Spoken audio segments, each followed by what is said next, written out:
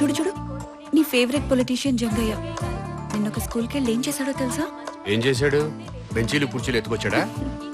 ₹1,00,00,000 విరాళం ఇచ్చాడు. ఇస్తాడు. ఎందుకు ఇవ్వడు? ప్రజల దగ్గర దొబ్బిందే కదా.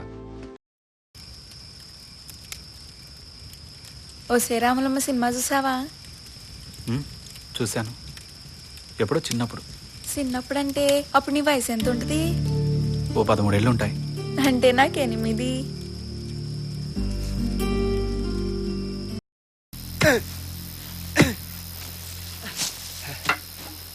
ఇంతలో చాలే అనా, చేతులు నొప్పిలేస్తున్నాయి. పూసబెట్టి బొంద పెడదాం.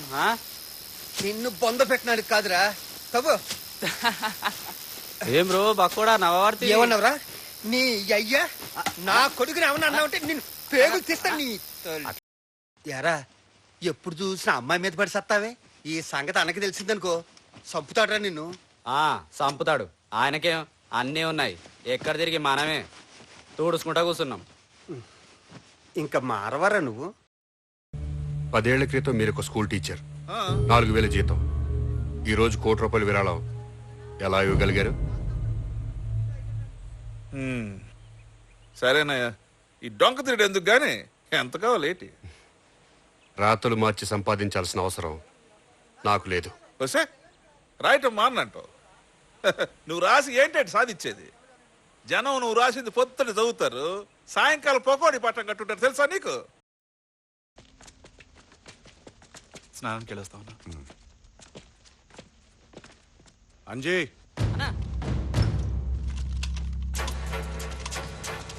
ఏందన్నా? నువ్వు కూడా వెళ్ళు. ఏమన్నా తేడా వస్తే కాల్చిపారు. మంచిదా?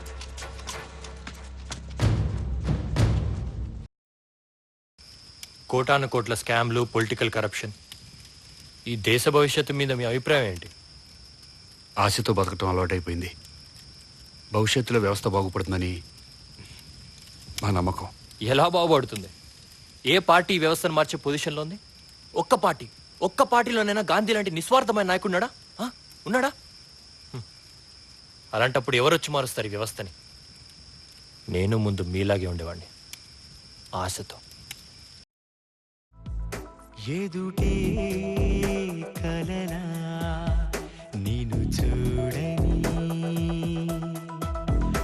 ఎదలే కలిపి మాటాడని, మనసే సగమై మిగిలానని, తెలిపే గురుతే అది నీవని, ఒడిలో దిగే సమయం మనలో ఒకటే అవదా ప్రాణం.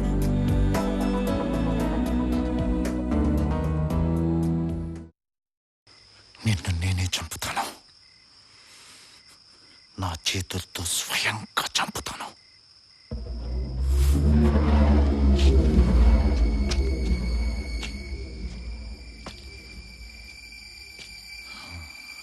టైం లెక్క పెట్టుకో. ఈ 3 రోజులు చూసావుగా, ఎప్పుడు పోతాం మాకే తెలీదు. కొత్తగా ఈ బంధాలు తగిలించుకుని మరిన్ని బాధలను చుట్టుకోలేం. ఇక జీవితం అంతా ఉద్యమానికేనా? ఇంకేముంది? ప్రశాంతత అనేది ఒకటి ఉంది. అది విప్లవం నుంచి రావాల్సిందే.